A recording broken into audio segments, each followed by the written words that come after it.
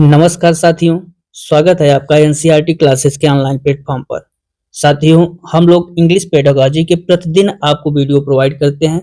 उसी क्रम में आज का जो हमारा वीडियो होने वाला है वो इन प्रश्नों के साथ शुरू होता है। आज का जो पहला प्रश्न है, who is known as the father of progressive education. Progressive education मतलब प्रगतिशील शिक्षा। प्रगतिशील शिक्षा क्या है, इसके बारे में हम लोग थोड़ा सा जाने। प्रगतिशील शिक्षा जो है लर्निंग बाय डूइंग, मतलब लर्निंग बाय डूइंग का मतलब होता है करके सीखना, स्वयं करके सीखने पर जोर देती है। और इसके जो जनक हैं, ऑप्शन ए जीन पियाजे गलत, option B John Dewey, B option is right answer. Lev Vygotsky भी गलत और डी में स्किनर हैं, ये भी गलत। तो कौन सा? जॉन डेवी, जो कि फादर ऑफ प्रोग्रेसिव एजुकेशन है। तो बी ऑप्शन आपका सही है। नेक्स्ट क्वेश्चन आपका कह रहा है the concept of zone of proximal development ZPD was given by. मतलब कि ये जो वाइगॉस्की महोदय के द्वारा दिया गया जेडपीडी है उसके बारे में पूछ रहा है। सबसे पहले हम लोग जेडपीडी के बारे में जान लें, फिर ये तो आपका यहाँ एरिक्सन का नाम गलत है, ए ऑप्शन बी कह रहा है, कोहलबर्ग भी गलत है, सी वाइगॉस्की कह रहा है जो कि सही है, C option is the right answer. ZPD होता क्या है? देखिए, बच्चा ए पॉइंट पे है, बी पॉइंट तक जाना चाहता है, तो ये जो पॉइंट के बीच का ये क्षेत्र है यही कहलाता है ZPD, zone of proximal development. अब बच्चा जब यहां तक पहुंचता है ये दूरी, तो बिना किसी दूसरे के सहायता के नहीं पहुंचेगा। तो जैसे हमने सहायता की बात करी, हेल्प की बात करी, वो आपका हो जाता है स्कैफोल्ड, और जो सहायता देता है उसको हम लोग क्या कहते हैं? MKO। तो ये वाइगॉस्की के कुछ शब्द हैं, इनको जरूर याद रखिए, एक जेडपीडी, स्कैफोल्डिंग और MKO। Next question. अब जैसे यहाँ पर थर्ड क्वेश्चन में ही दिया है, इन स्कैफोल्डिंग द टीचर प्रोवाइड्स। अब टीचर प्रोवाइड मतलब स्कैफोल्डिंग में टीचर क्या करता है? टीचर प्रोवाइड करता है क्या? तो हमने ही बता ही दिया कि जैसे बच्चा यहाँ से यहाँ तक जाएगा तो जो स्कैफोल्डिंग होती है अस्थायी मदद होती है। इसमें क्या करेगा? अस्थायी मदद मतलब टेम्परेरी सपोर्ट। तो कौन सा? ए ऑप्शन फुल आंसर बिल्कुल गलत। बी ऑप्शन आपका क्या कर रहा है? Temporary support, B option is the right answer. Next C option कर रहा है पनिशमेंट, भी गलत हो जाएगा, और यहाँ वोलनी रिवार्ड्स की बात कर रहा है, डी ऑप्शन में भी गलत। तो कौन सा? बी ऑप्शन आपका सही है। नेक्स्ट क्वेश्चन आपका क्या कर रहा है? लर्निंग बाय डूइंग इसकी ऑफ फीचर, की फीचर ऑफ मतलब जो स्वयं करके सीखना है वो किसका फीचर है? अब यहाँ पर ए ऑप्शन कर रहा है ट्रेडिशनल एजुकेशन। ट्रेडिशनल एजुकेशन का मतलब जैसे व्याख्यान विधि होती है या शिक्षक केंद्रित जो विधि होती है उसमें ट्रेडिशनल एजुकेशन यूज होता है, इसलिए आपका गलत हो गया। यहाँ पर दिया गया है बी ऑप्शन में चाइल्ड सेंटर्ड एजुकेशन, मतलब बाल केंद्रित शिक्षा। अब देखिए, जो बाल केंद्रित शिक्षा है इसमें बच्चा खुद करता है, स्वयं करके सीखता है, केंद्रित शिक्षा।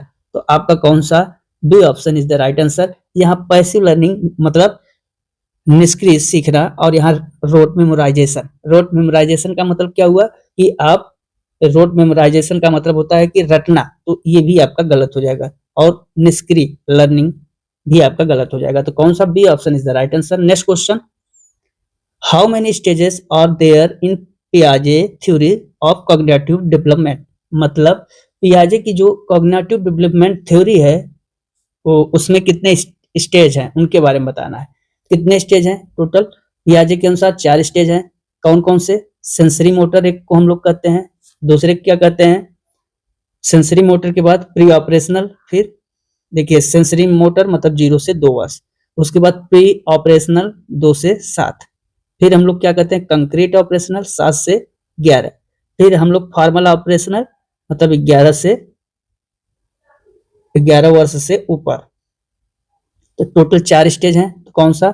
B option is the right answer.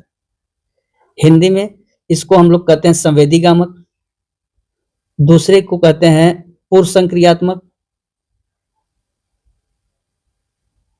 Third को कहते हैं आप मूर्त संक्रियात्मक, और फोर्थ को कहते हैं औपचारिक या अमूर्त संक्रियात्मक। अमूर्त संक्रियात्मक या औपचारिक संक्रियात्मक अवस्था। तो कितनी? संवेदी, पूर्व संक्रियात्मक, मूर्त संक्रियात्मक और औपचारिक संक्रियात्मक अवस्था। पियाजे ने यही 4 अवस्था की बात करी थी। Next question, eight which stage do children develop object permanence, मतलब वस्तु स्थायित्व कब विकसित करते हैं, किस चरण में बच्चे विकसित करते हैं वस्तु स्थायित्व की भावना। तो ये आता है पियाजे के अनुसार सेंसरी मोटर में 0 से 2 वर्ष। तो कौन सा? आपका सेंसरी मोटर, ए ऑप्शन में ही है, 0 से 2 वर्ष। दूसरा आपका प्री ऑपरेशनल है जो कि 2 से 7। फिर कंक्रीट ऑपरेशनल है जो कि 7 से 11। फिर फॉर्मल ऑपरेशनल 11 से ऊपर। तो ये आपका किसमें हो जाएगा? A option is the right answer. इसके अकॉर्डिंग पियाजे के वस्तु स्थायित्व। नेक्स्ट, इंक्लूसिव एजुकेशन मीन्स, जो इंक्लूसिव एजुकेशन है इसका मतलब क्या होता है, इसके बारे में हम लोगों को बताना है। तो आपका ऑप्शन क्या दे रहा है? टीचिंग ओनली गिफ्टेड, यहाँ ओनली है इसलिए हम लोग इसे गलत काटेंगे। उसके बाद आपका दे रहा है दूसरा option, teaching disabled and normal children together. इसमें आपका इसका मतलब क्या हुआ? इसका मतलब हुआ कि बच्चे जो टीचिंग डिसेबल्ड मतलब दिव्यांग एंड नॉर्मल चिल्ड्रेन टुगेदर, मतलब सामान्य और दिव्यांग बच्चों को एक साथ पढ़ाना। अभी तक इंक्लूसिव एजुकेशन सही जा रहा है, इसे क्लिक करेंगे।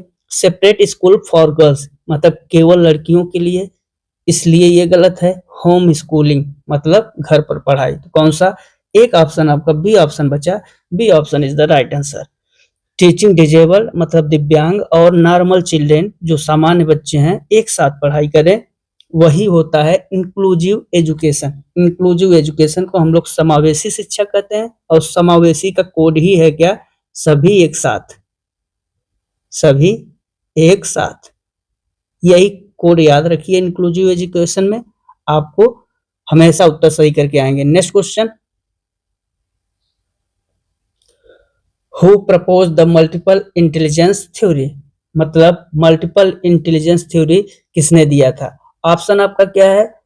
ए ऑप्शन कह रहा है हावर्ड गार्डनर, बी ऑप्शन क्या कह रहा है? Ian Pavlov, C option Edward Thorndike और डी ऑप्शन मैस्लो। तो जो मल्टीपल इंटेलिजेंस का मतलब होता है, मल्टीपल इंटेलिजेंस जो थ्योरी थी बहुबुद्धि सिद्धांत थी, मल्टीपल का मतलब बहुबुद्धि सिद्धांत, वो हावर्ड गार्डनर महोदय ने दिया था। ए ऑप्शन आपकी सही हो जाएगी।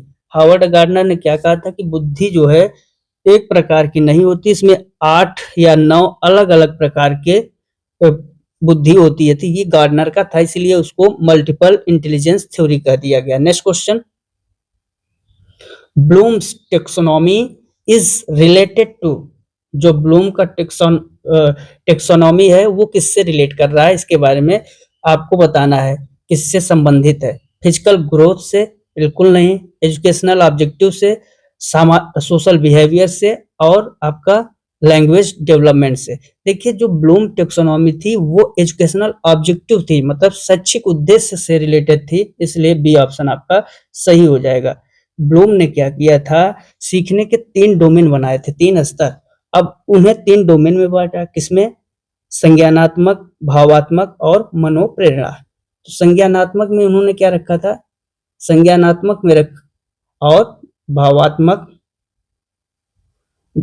मनोप्रेरणा, ये 3 स्तर थे। संज्ञानात्मक में उन्होंने क्या रखा था? संज्ञानात्मक में जैसे माइंड को ले लिया।